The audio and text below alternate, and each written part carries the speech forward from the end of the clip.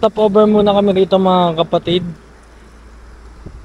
Ang may isasuggest ko sa inyo kapag magle-Legoland kayo, ay suggest na kumuha kayo ng hotel na malapit lang din doon. Kasi kapag bumiyahe kayo from Legoland to Kuala Lumpur, sobrang layo.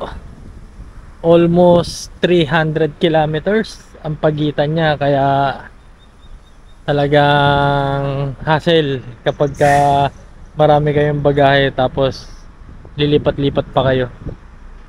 Kaya eto, nag-book na lang ako ng taxi.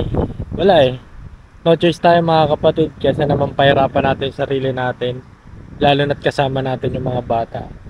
Kailangan dun tayo lagi sa hindi mahihirapan yung mga bata. Hassle free tayo.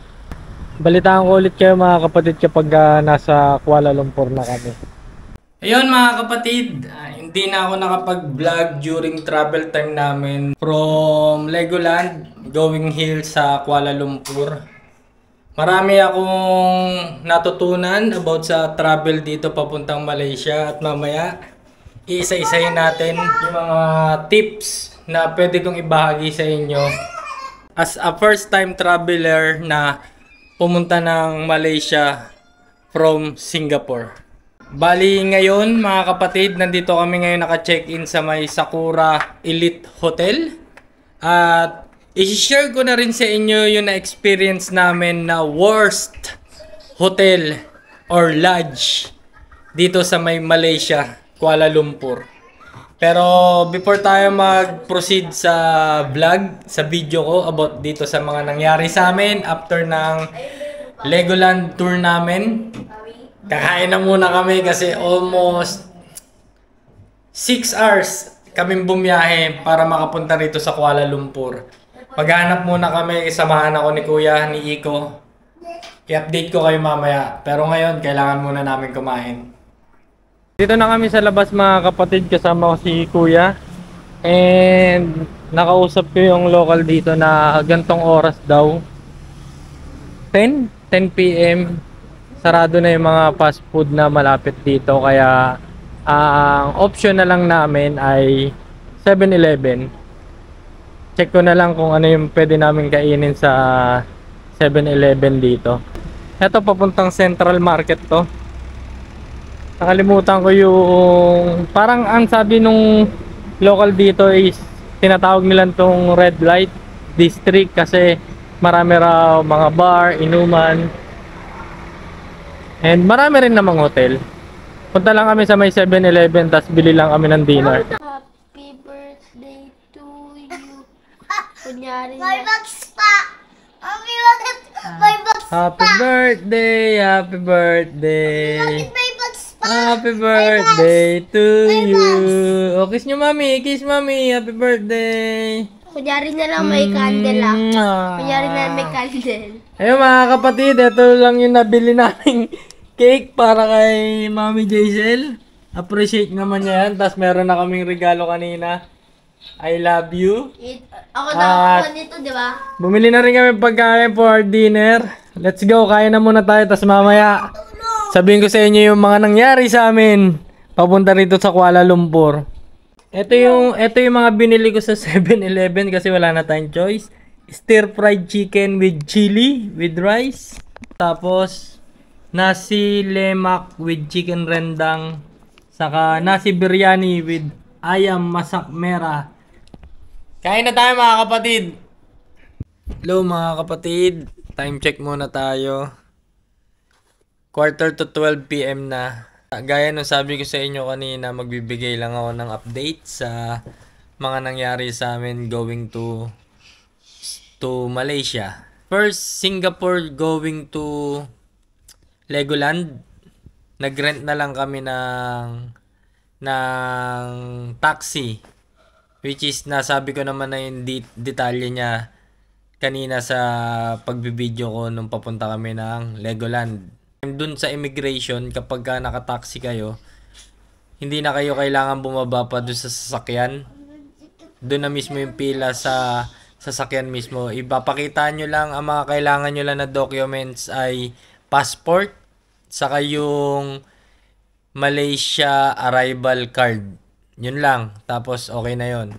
Pero tapos ang pinaka-worst, pagdating namin dito sa may Kuala Lumpur, yung nabook namin via Klook, ang pangalan niya, Chameleon Travelers Lodge.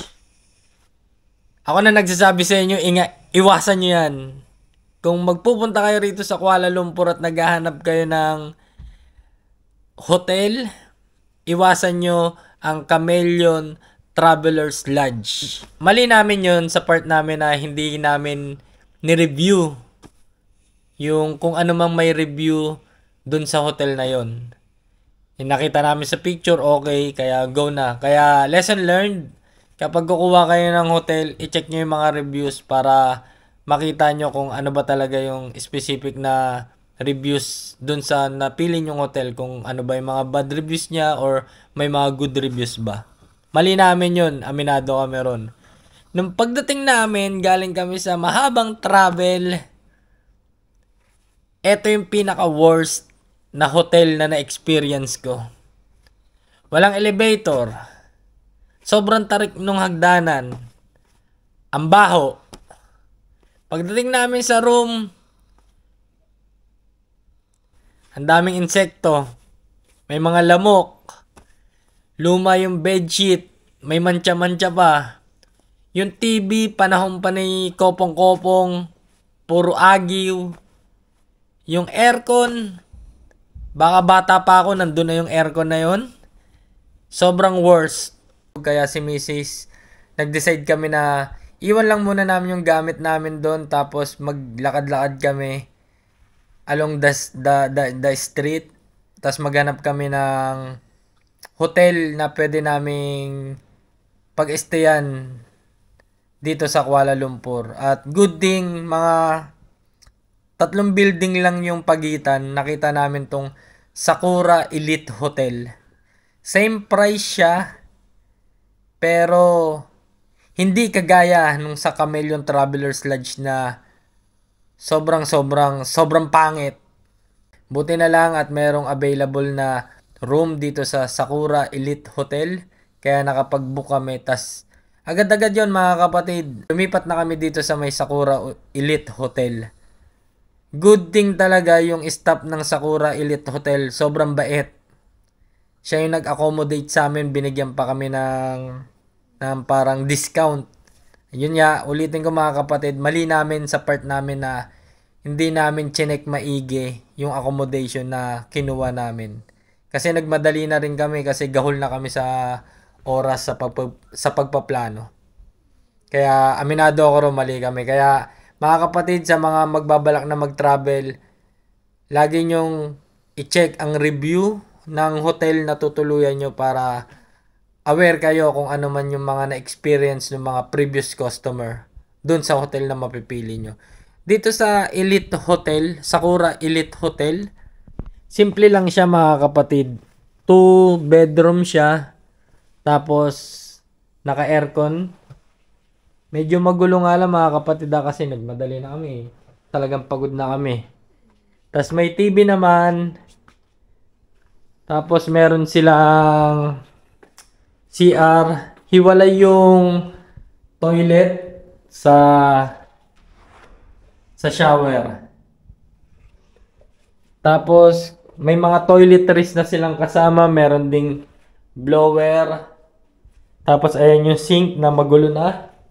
Tapos ito yung cabinet nila rito na may salamin.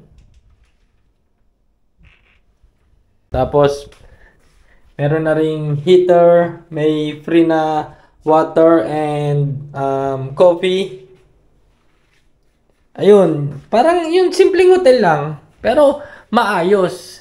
Hindi kagaya nung sa Chameleon Travelers Lodge. Pasensya na mga kapatid, wala rin ako maipakitang actual na itsura nung Chameleon kasi nga medyo natakot din ako para sa pamilya ko kasi kasama ko yung mga bata na baka hindi kami magkasundo or magkaunawaan. Ulitin ko lang mga kapatid, etong vlog ko na to hindi sa paninira. Nagsasabi lang ako ng totoong nangyari sa amin at totoong na-experience namin dito sa Camelion Travelers Lodge. Alright mga kapatid, balita ko kayo bukas dito sa tour namin sa Malaysia. Peace. Good night mga kapatid. Yun mga kapatid. Good morning. Good morning Malaysia. Dito ako ngayon sa may harap ng Sakura Elite Hotel. Ngayon ay pupunta kami ng Bato Cave. Ang transport na mode na ginamit namin dito mga kapatid ay Grab. Napakamura ng Grab dito kaya instead na mag-metro kami, mag-grab na lang kami. Waiting na lang kami sa Grab driver namin. Tapos didiretso na kami ng Bato Cave. Update ko kayo mamaya mga kapatid sa gala namin dito sa Kuala Lumpur.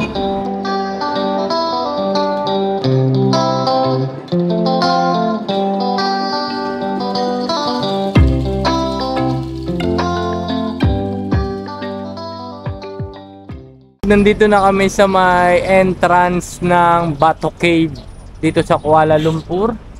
Papasok na kami ng mismong temple. Eto na mga kapatid, papasok tayo ng Bato Cave.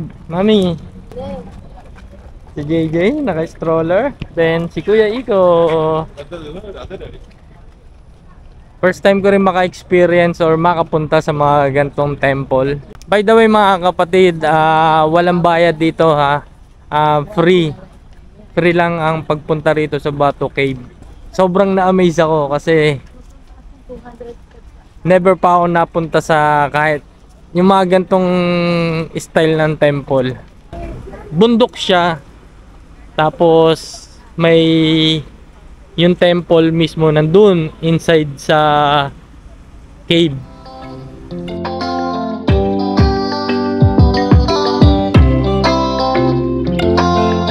Ito na mga kapatid, nasa paanan na tayo ng temple.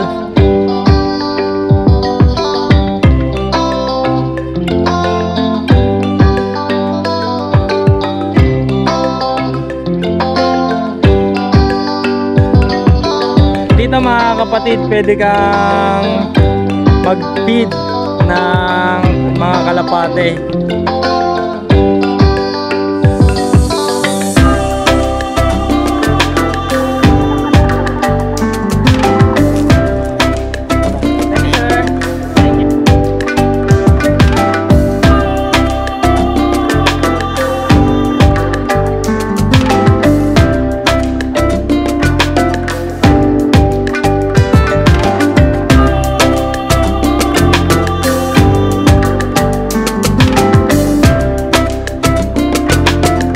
Tuwan-tuwa sila. Yan yung priceless moment kapag tuwan-tuwa mga bata.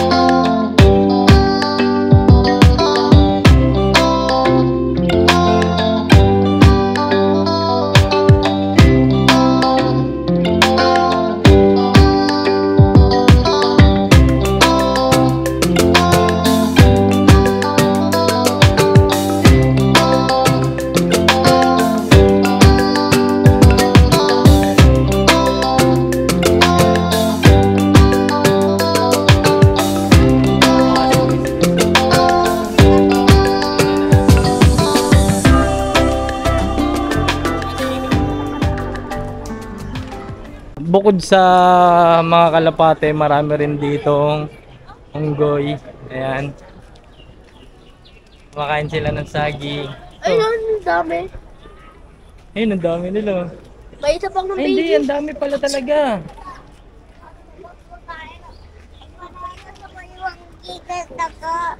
Ay, takot-takot sila oh. Lumalayo sila oh. Ito may baby oh. Oh, huwag kayong masyado lumapit ha. Baka ma-istorbo sila. Makagat kayo. Ang daming monkey rito mga kapatid. Parang normal na tao lang sila kumakain eh.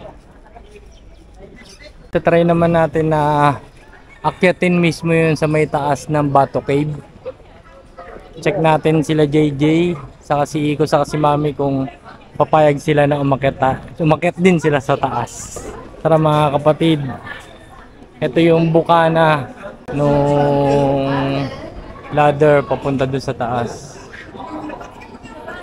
Matarik siya mga kapatid, pero sulit to for sure. Tara, let's go. Ito mga kapatid, at start na kami umakyat ni Kuya Iko. Si Mami saka si JJ na iwan na sa baba kasi sa mga babae kailangan nilang magsuot ng scarf kapag ka naka-short. 15 ringgit ang scarf, pero sa'yo na yon, hindi na ibabalik yon. Eh ayaw na rin ni Mami kasi nga si JJ mahirapan kami. Kaya kami na lang ni Kuya Iko ang aakyat. Dahan-dahan lang kuya para hindi mapagod ah. Hala, grabe mga kapatid, meron ding monkey rito. Pahinga muna mga kapatid. Agad-agad? Agad-agad. Ayun na, konti na lang. Ang ganda talaga. Hindi ko pwedeng palampasin na hindi tayo pupunta dyan sa loob. Maganda siya mga kapatid, exercise. Kaso matarik talaga yung hagdanan. Sakto raw yung punta namin dito kasi kung last week kami pumunta, meron kasing celebration nung mga deboto dito sa temple na to, kaya kahit daw yung mga grab driver inaayawan nila kapag pupunta rito last week kasi sobrang dami raw ng tao. Millions daw ng tao yung nandirito para umattend dun sa sineselebrate nila. Nakalimutan ko lang yung tawag eh. Ayun na mga kapatid, kita na namin yung bandang unahan no temple. Pagpasensyaan nyo na at hinihingal ako mga kapatid. Matanda na tayo. Nandito na kami. Konti na lang mga kapatid. Konti na lang. Kaya natin to. Ayan na. Ilang steps na lang. Ayan na. Ang taas na namin mga kapatid. Meron pang isa rito. Ang nakasulat Dark Cave. Hindi ko alam kung ano meron dyan, pero nakasarado eh. May gate siya. Finally, we're here. Woo! Dito na kami sa Toktok. Ayan yung view. Medyo against the light lang. May bilihan. Tara mga kapatid, pasok na tayo.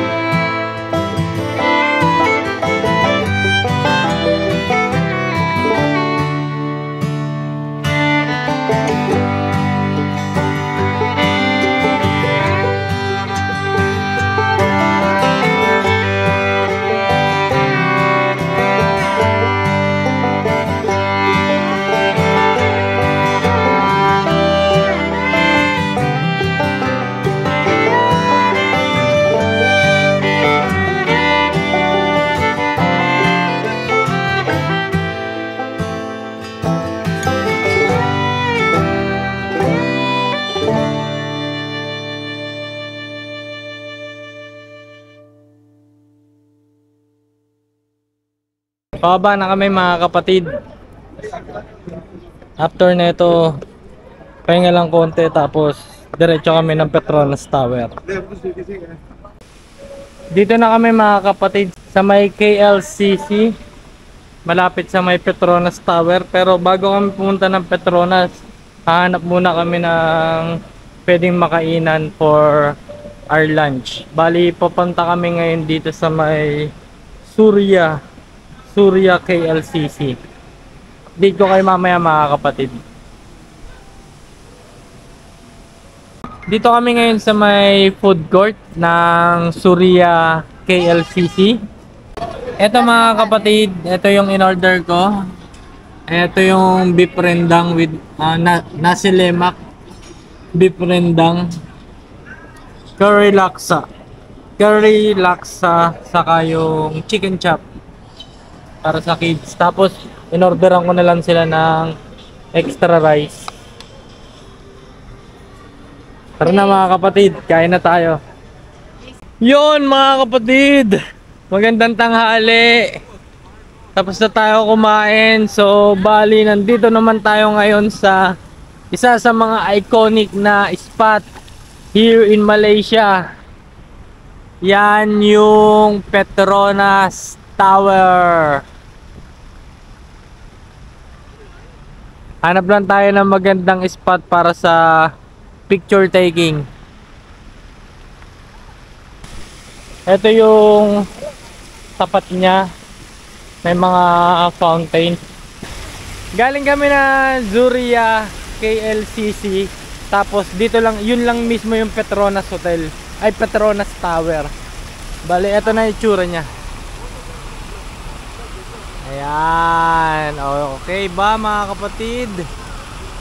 Yan ang Petronas Tower dito sa may Malaysia. Ayun mga kapatid, dito na tayo sa may last na pupuntahan natin sa Kuala Lumpur, yung Central Market. Dito try natin makabili ng mga souvenir item or pampasalubong.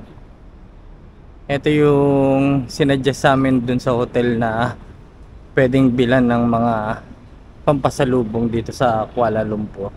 Try natin to mga kapatid, oh. Cacao origin. Ito siya. Di tayo ngayon sa may loob ng Central Market. Bawal videoan yung mga store. Kaya dito na lang ako nag-take ng video. Dito sa may gitna ng Central Market.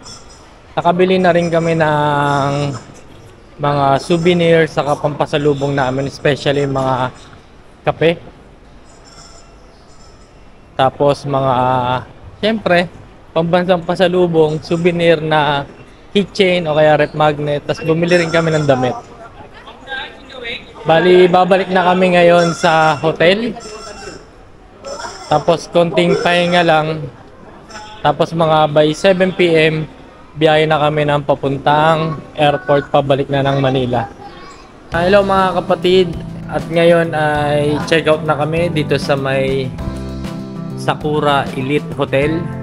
Thumbs up sa staff ng Sakura Elite Hotel na nagbigay sa amin ng slot kagabi dahil nga sa nangyari sa amin. Walk-in lang kami rito pero napagbigyan kami, and at the same time binigyan pa kami ng discount. Kaya if ever na pupunta kayo sa Kuala Lumpur at naghahanap kayo ng nasa mid lang na hotel, I recommend this Sakura Elite na along highway lang, kaya malapit sa lahat. Kaso ang problema, malakas ang ulan. Pero nag-book naman na kami ng Grab papuntang Terminal 2. Kaya waiting na lang kami sa aming driver. So muli mga kapatid, maraming salamat at na-share ko sa inyo ang aming travel sa Singapore at Malaysia kasama ang aking pamilya, si Kuya Iko, si JJ, saka si Mami. Muli mga kapatid, from Lakwatchero, #Project Laboy, happy travel and peace! Yo!